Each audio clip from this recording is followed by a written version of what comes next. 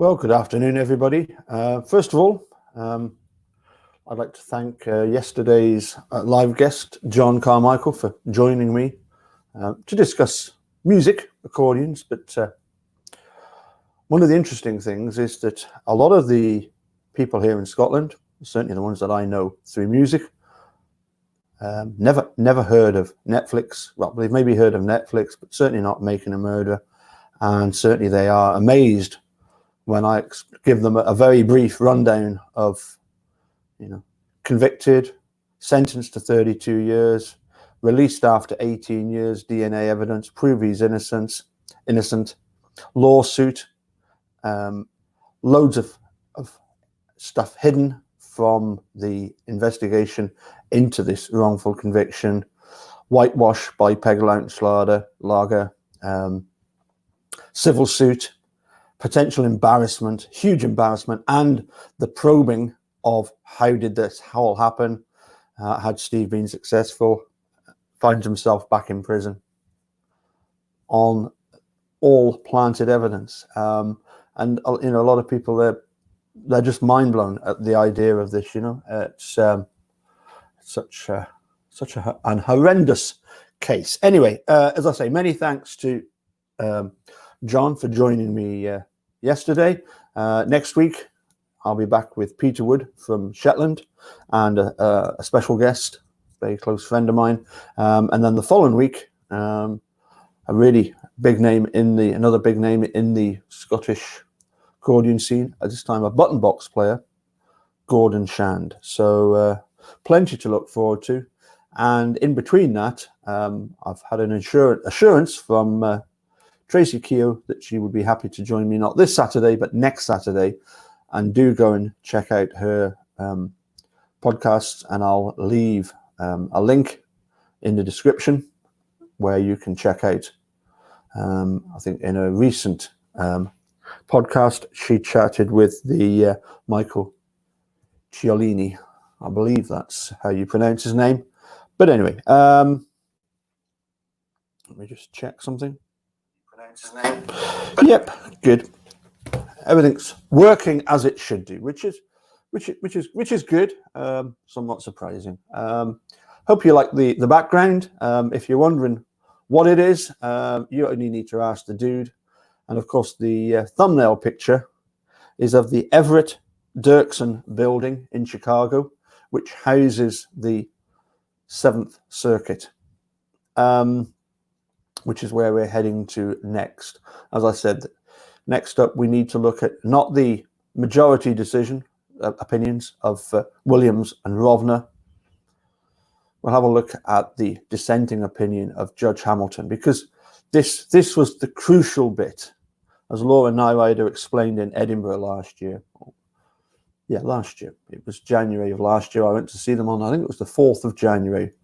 And she explained to the audience at the Queen's Hall that although they had won 2-1, because of Easterbrook's, because of Hamilton's dissent, immediately they'd lost, because that now meant that one judge had agreed with Judge Fox, even though Judge Duffin had gone against obviously Judge Fox, and had decided quite rightly that the decision by the Wisconsin Appeals Court, held by Judge Fox, was unreasonable.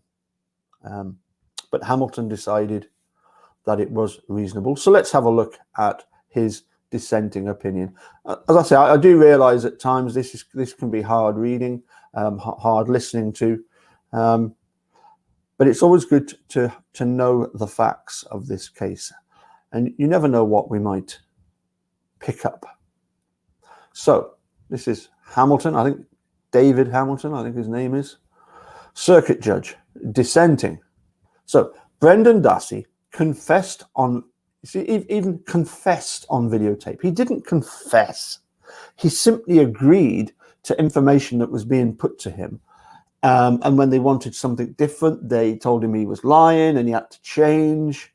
And the, as we hear by Williams and Rovner the second time round, they simply cherry-picked the bits of this interview that they wanted in order for Ken Kratz to do his obscene and bizarre press conference. Anyway, so Brendan Dassey was on videotape admitting or agreeing with Bert and Ernie that he raped Teresa Halbach, helped his uncle murder her, and then burned her body in a fire pit at his uncle's junkyard. Well, Judge Hamilton, that is an impossibility to have burnt Teresa Halbach in the fire pit in the few hours that he had. Yes, he had a bonfire, but he certainly didn't burn anybody there to the extent that those cremains were discovered. Anyway, nonetheless, unfortunately, as we know, a jury convicted Dassey of those crimes, and the Wisconsin state courts have upheld the convictions.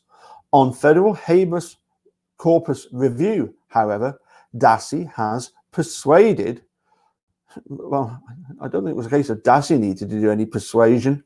I think it was just, common sense. The district court has persuaded the district court and now my colleagues that his confession was involuntary and his convictions, of course, because he was found guilty, I think, of 3 charges, invalid.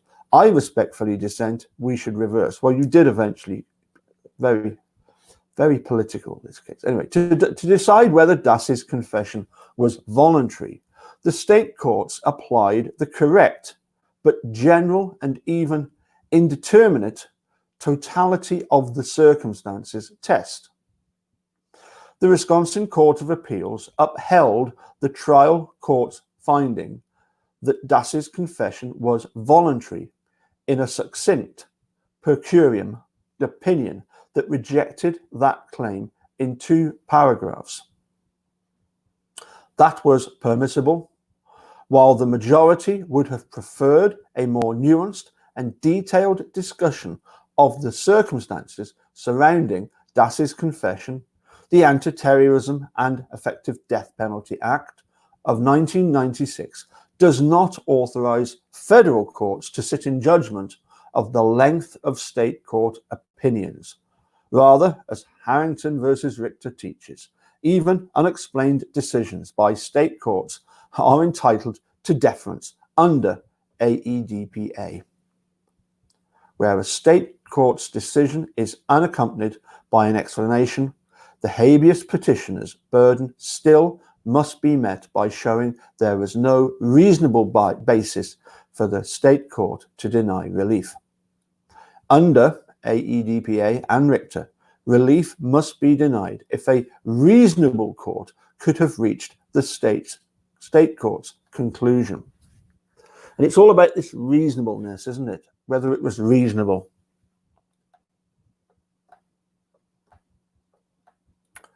We've got next. I say we've not got many pages to this one.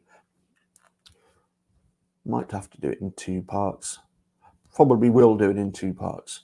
Habeas relief from state court convictions is rare, reserved for those unusual cases such as Brendan, you should have gone with Brendan, where state courts abandon their obligation to enforce federal constitutional law.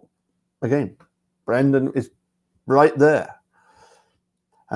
If the EDPA standard is difficult to meet, that is because it was meant to be.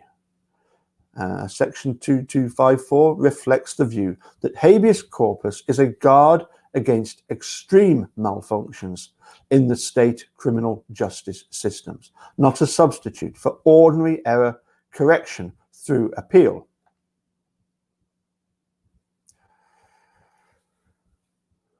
But of course, what Judge Fox did was basically wash his hands of the situation and say, no, there was nothing wrong with the first time round. No Supreme Court precedent compels relief for Dassey. His petition should be denied. Rather than show how Supreme Court precedent requires habeas relief, the majority observes, by surveying the Supreme Court cases on the voluntariness of juvenile confessions, one can see how much the unique characteristics of both the defendant and the interrogation play into the assessment of voluntariness. For this reason, the majority writes, other cases can only act as broad guideposts. Okay, and then a concession. This is exactly right. But that is also why we should reverse. Without a compelling showing based on Supreme Court precedent, habeas relief must be denied. The more a state court's decision depends on weighing a host of factors as part of the totality of the circumstances, the harder it is to show that the decision was contrary to or involved an unreasonable application of clearly established federal law. Can't help remembering when they asked Laura, you know, you're trying to create new law. And in a way, I think, yeah, I think there should have been, you know, a new law or at least a case that people can cite. And it would be the Brendan Dassey case. The Dassey case would be the one that they cite when people who are found guilty based solely on a coerced confession are proven innocent by the science of that coerced confession. Anyway, and I think that'll happen in the future. Applying such a broad standard to a particular case leaves substantial room for judgment. The more general the rule, the more leeway courts have in reaching outcomes in case-by-case determinations. Yarborough versus Alvarado, reversing grant of habeas petition where similar fact-sensitive standard governed whether 17-year-old petitioner had been, quote, in custody during interrogation in which he confessed. Even if we were reviewing the admissibility of Dassey's confession de novo, great caution would be warranted. I don't have an objection with that. You know, we don't want people, you know, just to say, oh, I was coerced. But I think we get to one aspect of the case, which is completely abhorrent. The majority's decision breaks new ground and poses troubling questions for police and prosecutors. Yeah, exactly. It calls into question standard interrogation techniques that courts have routinely found permissible, even in cases involving juveniles. So in other words, because you've been getting it wrong all this time by routinely finding such acts permissible, by doing it wrong for so long, well, it's okay, we'll just keep doing it wrong. This was a relatively brief and low-key interview of a Mirandized subject who was not mistreated or threatened. Well, psychologically, very much so. Whose creature comforts were satisfied. Oh yes, juice and sandwiches and a pat on the knee. Very good, very good. And whose parent consented. Again, much doubt about that. If such a gentle interrogation can be treated as unconstitutionally coercive, what should police do the next time an investigation leads to a teenager with some intellectual challenges? Few wrongdoers are eager to own up to crimes as serious as Dassey's. The Constitution is not offended by such police tactics. Well, it should be, as encouraging the subject to tell the truth. Bluffing about what the police already know. I really do object to this word bluffing. I don't know if for those here in the UK, you'll remember a TV program, I think it's still on the go, but on the radio, Call My Bluff, in which the two teams try and guess the meaning of a particular word from the English dictionary, but an obscure word. And you get three different explanations of the word, and you've got to the other team has to try and guess which one is the right description. So the word bluffing, it's kind of like a very soft word, like almost a friendly sort of jovial type word. Let's just put to tell the truth, lying, outright offensive lying about what the police already know, or confronting the subject with what the police know from physical evidence and with the internal contradictions and improbabilities in his story. Today's decision will make some police investigations considerably more difficult, with little gained in terms of justice. Well, there you're completely wrong, Hamilton. And as we're finding more and more people being exonerated, and then the states having to pay up the huge amounts of compensation, when Stephen Brendan are out, that's going to cost Wisconsin an absolute fortune. Anyway, let's crack on with the next bit. The totality of the circumstances. My colleagues describe the critical March 1st, 2006 interview with Dassey as intimidating and anxiety-producing. I suspect the source of any anxiety Dassey felt was his guilt, not the circumstances of a relatively gentle and non-coercive interview. The majority focuses in painstaking detail on a few factors that weigh in favor of finding that Dassey's confession was not voluntary. Well, the few factors are from start to finish and the bit in the middle. Many other factors weigh in favor of finding it was voluntary. No.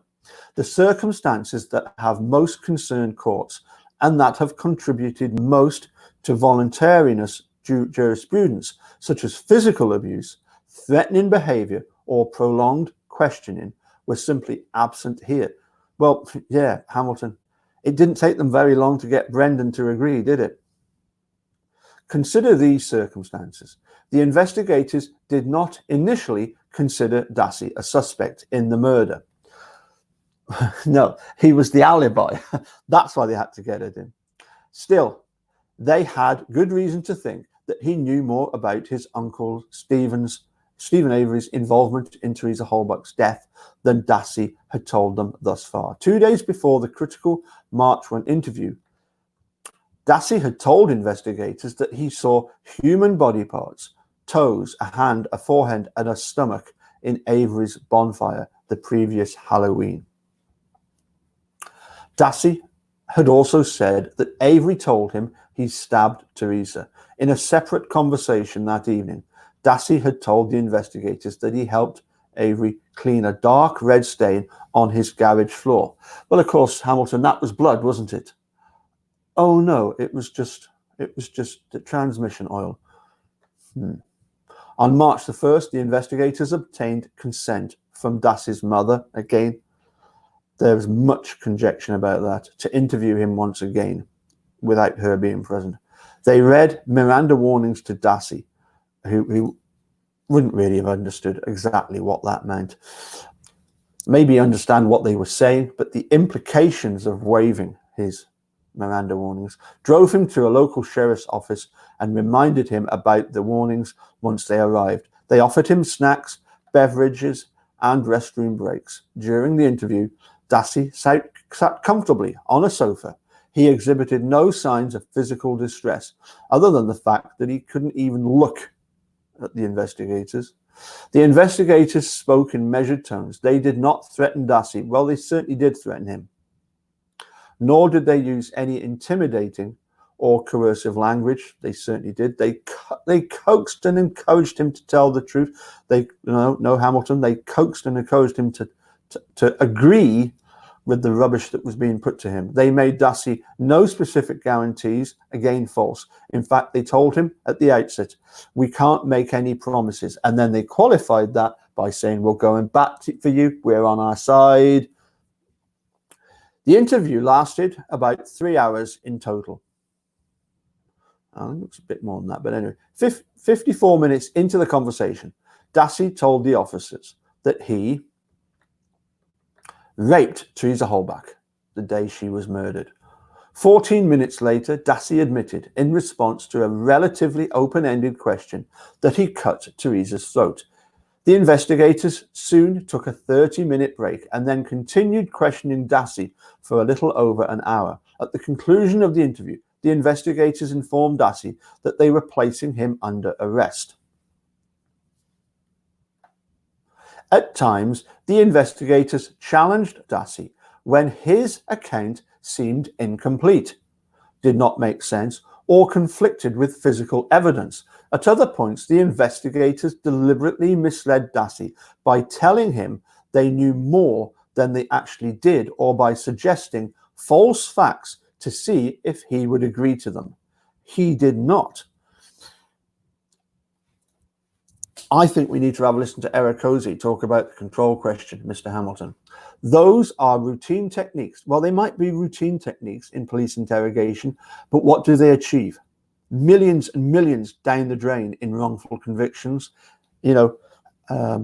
Disaster for the victims and the families of the wrongful conviction, and a complete travesty of justice for the victims of the initial crime, who think that they've put the right people behind bars, only to find out, no, they didn't.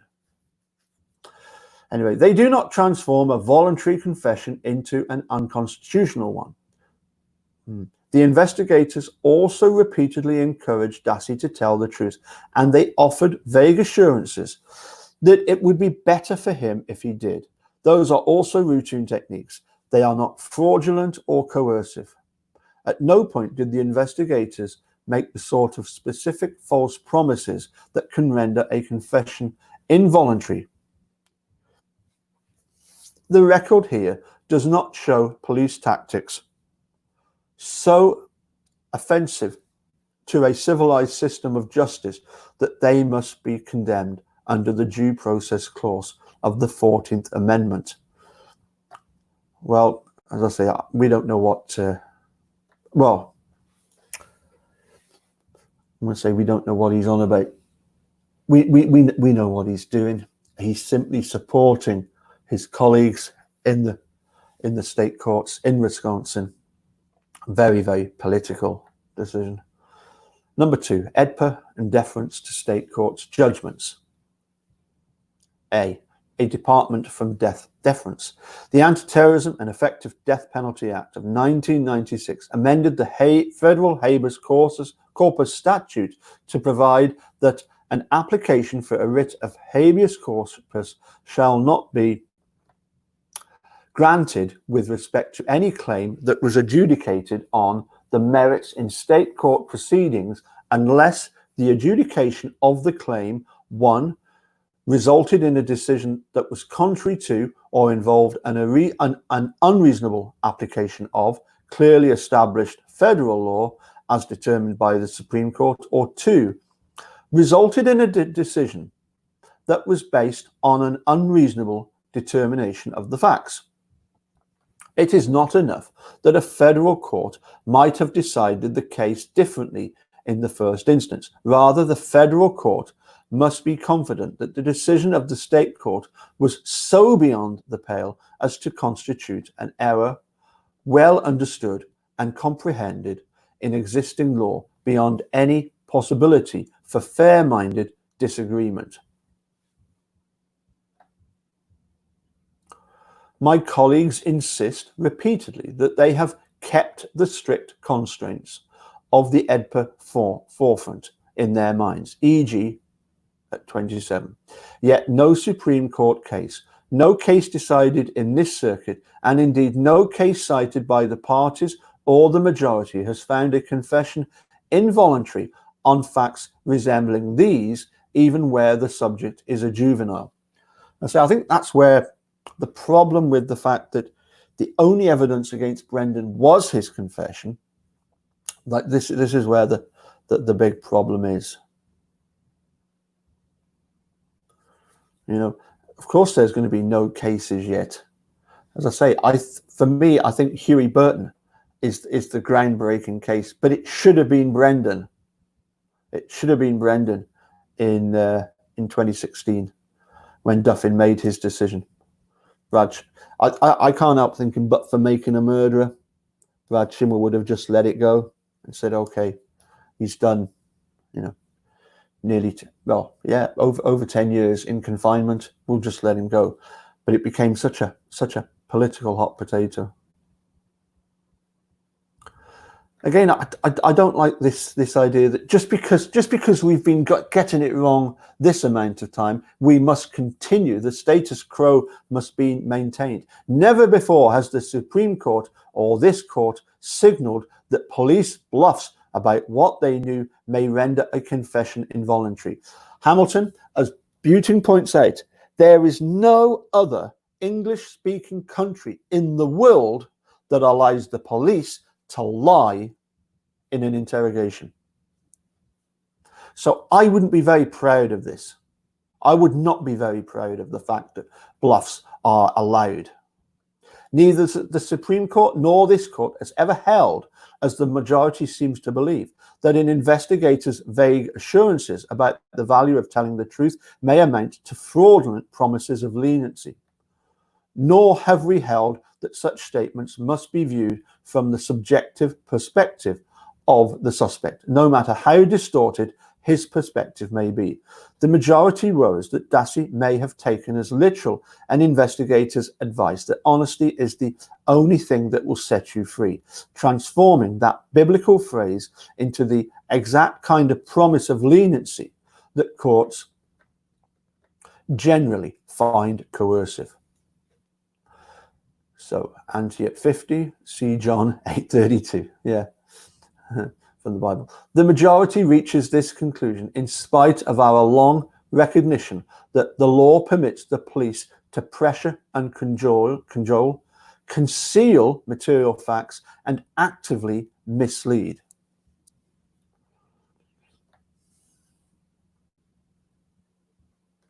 In one telling departure from EDPA deference, the majority cites a law review article to observe experts on confessions have noted that though courts are reluctant to find that police officers have overwhelmed a child's will by repeatedly admonishing the child to tell the truth, many children will actually hear "tell the truth" as "tell me what I want to hear."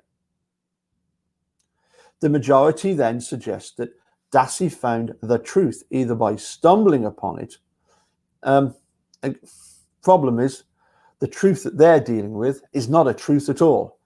Either by stumbling on it, the answer that Bert and Ernie wanted, or by using the investigation that was fed to him, and asserts boldly that it is impossible to read or view Dassey's interrogation and have any confidence that Dassey's confession was the product of his own free will rather than his will being overborne. The majority invites the reader to scrutinize Dassey's confession with this key in hand. We'll just quickly have a quick look and see where we are.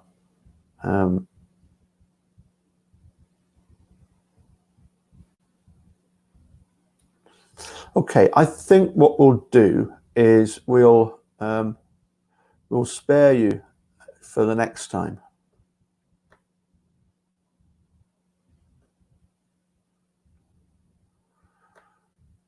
I've lost that's where I was. Not to worry. We will, as I say, I'll find out exactly where we are, and we will we'll carry on with the next part of this.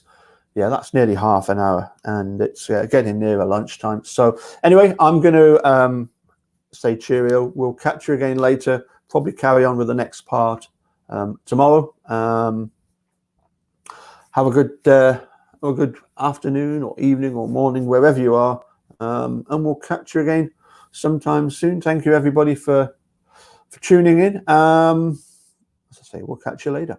Bye for now.